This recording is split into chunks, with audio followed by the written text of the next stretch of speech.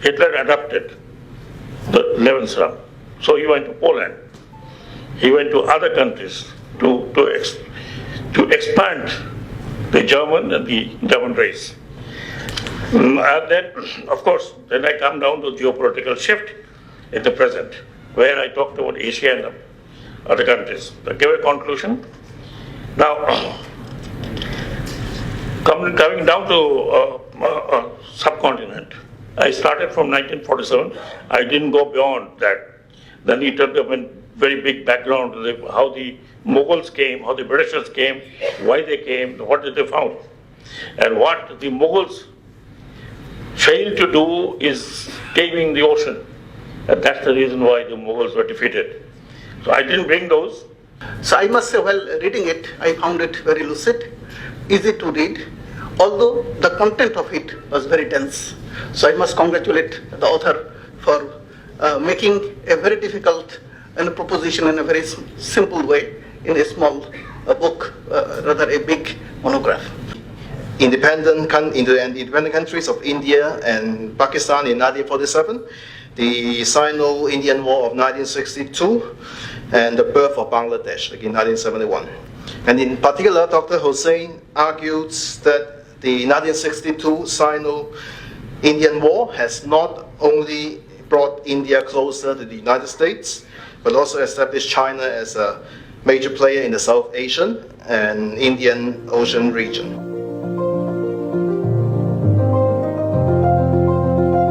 People or the students of geopolitics, that how at that time in early 80s, how things were introduced into the geopolitics of Bangladesh and to the region itself. And that is the reason where we stopped. I'll not go to those details, but there is a reason because of other factors that stopped us from proceeding forward beyond that. But I think it's now time. I think sir can include this, or we can have another research on that paper, on that, and prepare a paper on that also. Today I feel obliged that I could pursue my PhD because of his initiative. So I'm grateful to him. I'll only request sir that after the July Revolution, the shift that we are trying to see in our geopolitical perspective. I have the least integrated parts of the world.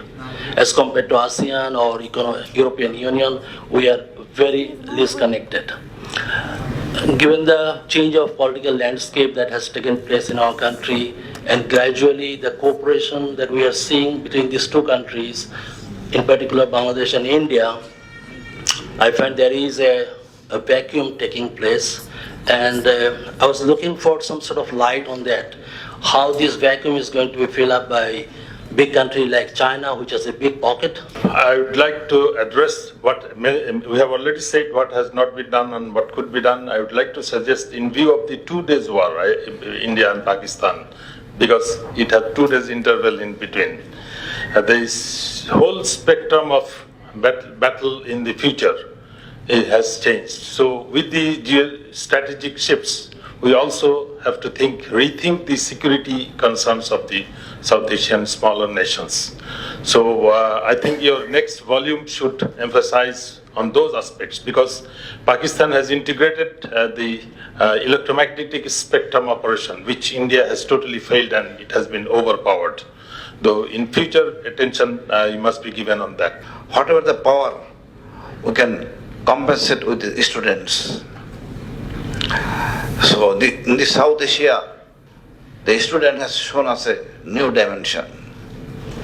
Now the threat, this India-Pakistan war, we have to think in the defense pact for our sovereignty. Thank you, sir. In particular with reference to ASEAN. So perhaps you have something to say about that.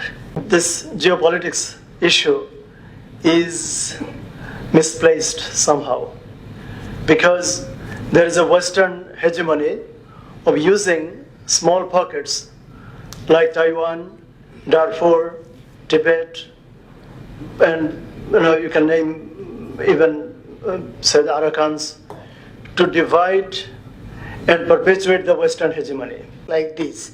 And as I understand from the discussion, that the book is more about the historical background and shift. But maybe we could organize a broader dialogue on geopolitics and strategic interest in South Asia 2050 and beyond. SIPC is very well positioned to do it, I believe. We have diplomats here, we have members of the armed forces, we have academics.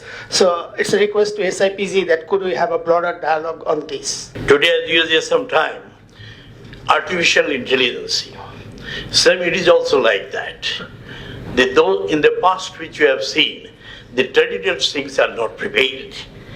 Things he has quoted in this book, I think 4 or 5 points which is very important for a small nation like Bangladesh.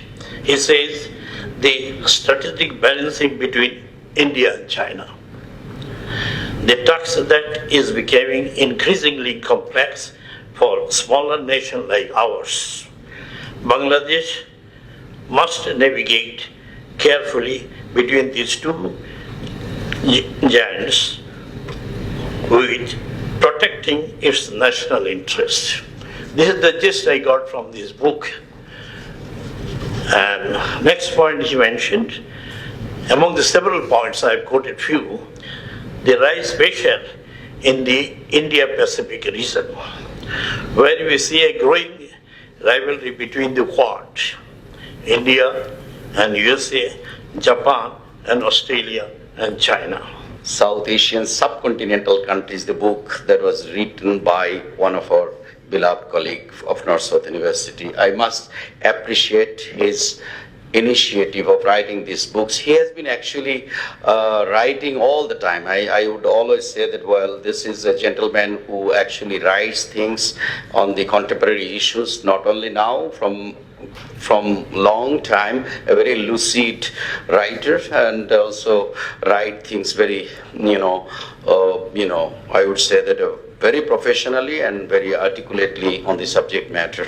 Many of us, we know that, well, the strategic shifts in South Asia, we all understand that this is not an easy issue, it's a complex issue, and we know that these complex issues have arisen, due to the influence of the rising powers in this subcontinent, and the regional dynamics are not also very easy in this part. We also know that, well, international relations has also created or even put us drifted us to a geopolitical center of this part of the world, where we see that the major change that includes in this part of the world due to the evolving relationship between China and India.